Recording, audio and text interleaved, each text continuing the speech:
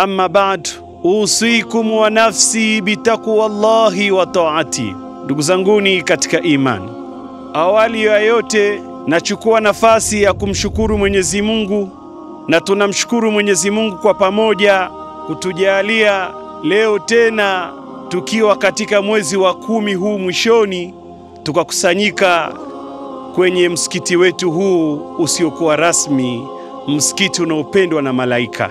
Ndugu zanguni Waislamu, kuswali hapa kunatufundisha pia. Mtume wa Mwenyezi Mungu alianza ibada kwenye msikiti wa nyasi, na sisi kuwepo hapa tukiwa tunaunguzwa na jua, basi hii ni safari yetu ya kuelekea katika msikiti mzuri na msikiti bora, msikiti ambao tutamwabudu Mwenyezi Mungu kwa utulivu.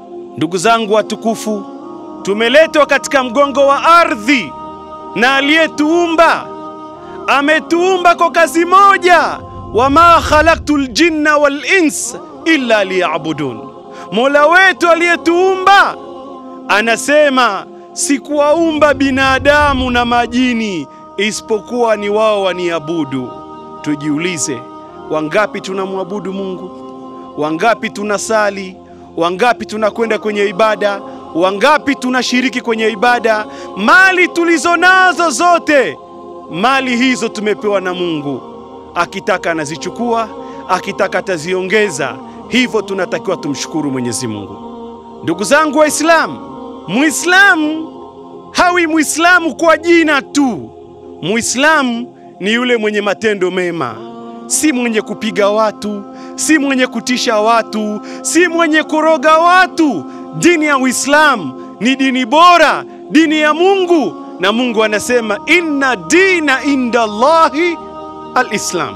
Hakika dini kwa Mungu ni Uislamu. Nini Uislamu? Uislamu ni upole, Uislamu ni unyenyekevu, Uislamu ni kumwabudu Mungu, Uislamu ni kupenda majirani, Uislamu ni kusaidia watu, Uislamu ni kubeba shida za watu. Unamkuta mwenye shida, unamsaidia shida yake.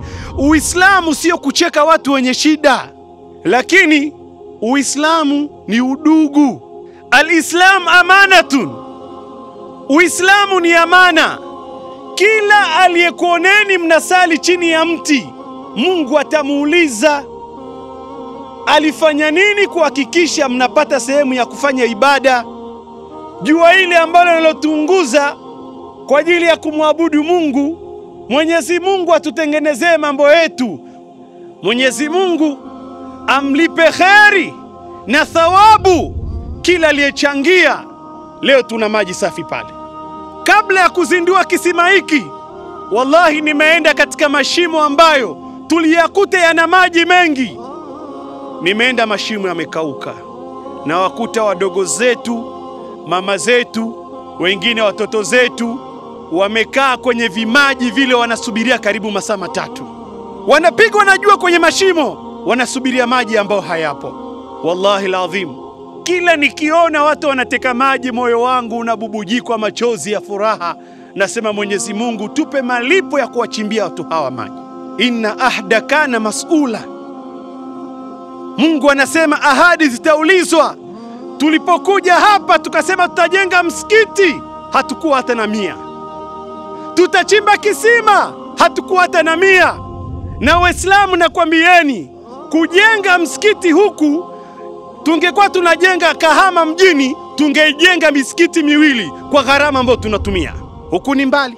Kila unayemwambia alete vifaa huku anasema kule siwezi kwenda kabisa, na akienda ni pesa chungu nzima.